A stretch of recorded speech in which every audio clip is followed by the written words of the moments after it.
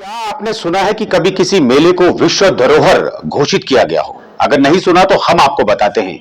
ये मेला होता है उत्तराखंड के चमोली में और इस मेले को कहा जाता है रम्माण। जी हां, इसे यूनेस्को द्वारा विश्व धरोहर घोषित किया गया है, जो 2009 में घोषित हुआ था। और क्या है रम्माण?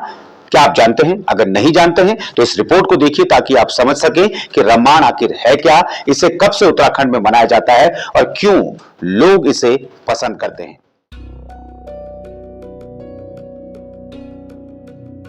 रम्माण उत्तराखंड का ऐसा मेला जिसे यूनेस्को द्वारा वैश्विक धरोहर घोषित किया गया है। यह मेला चमोली के सलूड़ गांव में हर साल बैसाख यानी अप्रैल में आयोजित होने वाला उत्सव है।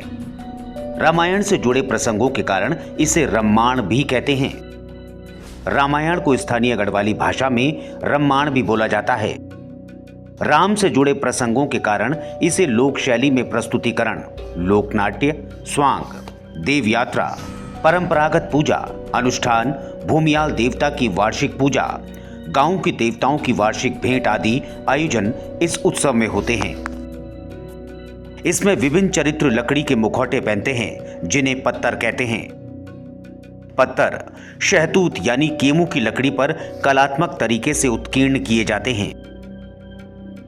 सलूड़ गांव के अलावा डुंगरी, बरोशी, सेलंग गांव में भी रम्माण का आयोजन होता है। इसमें सलूड़ गांव का रम्माण सबसे ज्यादा लोकप्रिय है। इसका आयोजन सलूड़ और डुंगरा की संयुक्त पंचायत करती है। रम्माण मेला कभी 11 दिन तो कभी 13 दिन तक मनाया जाता है। ये विविध कार्यक्रमों, पूजा और अनुष्ठानों की एक श्रृंखला है।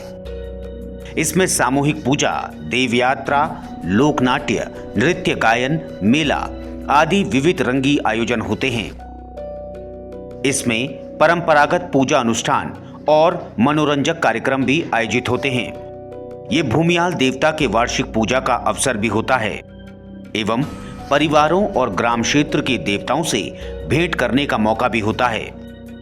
रम्माण सलूड़ गांव की 500 साल से ज्यादा पुरानी परंपरा है।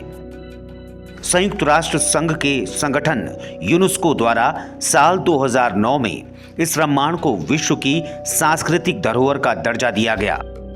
पारंपरिक ढोल दमाऊ की थाप पर मोर मोरनी नृत्य, बणिया, बणियाण, ख्यालरी, माल नृत्य सबको रोमांचित करने वाला होता है और कुड़जोगी सबका मनोरंजन करता है।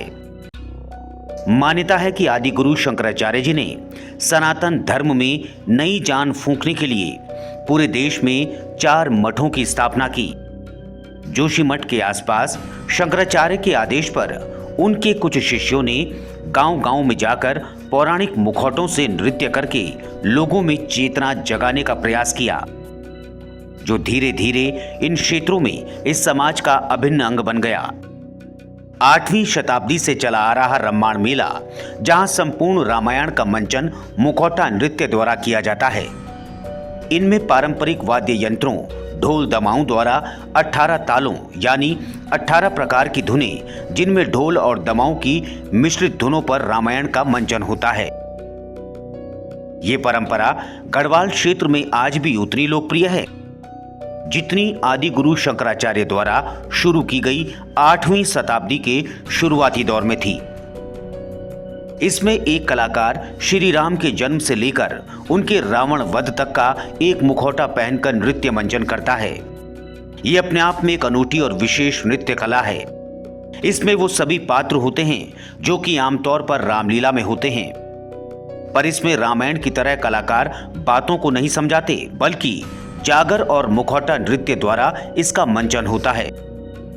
अपनी एक अलग ही पहचान रखने वाले इस मेले को विश्व धरोहरों में इसीलिए शामिल किया गया।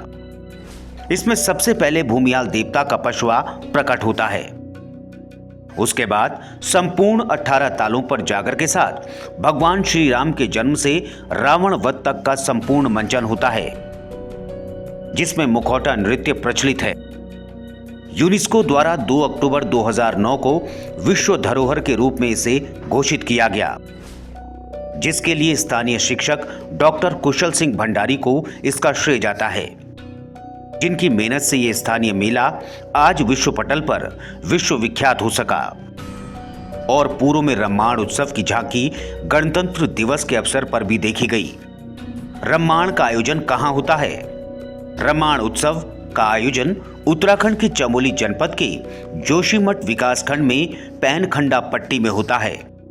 वहां पर सल्लूड़ और डुंगरा, बेरोशी, सेलंग गांव में इस मेले का आयोजन होता है। रम्माण उत्सव मेले तक पहुंचने के लिए जिलेवार रास्ता आपको बताते हैं।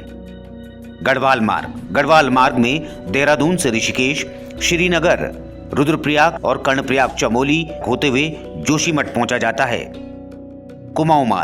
कुमाऊं मार्ग में अल्मोड़ा, कर्णप्रयाग, चमोली से होते हुए जोशीमठ पहुंचा जाता है, जहां से आसानी से आप मेले तक पहुंच सकते हैं।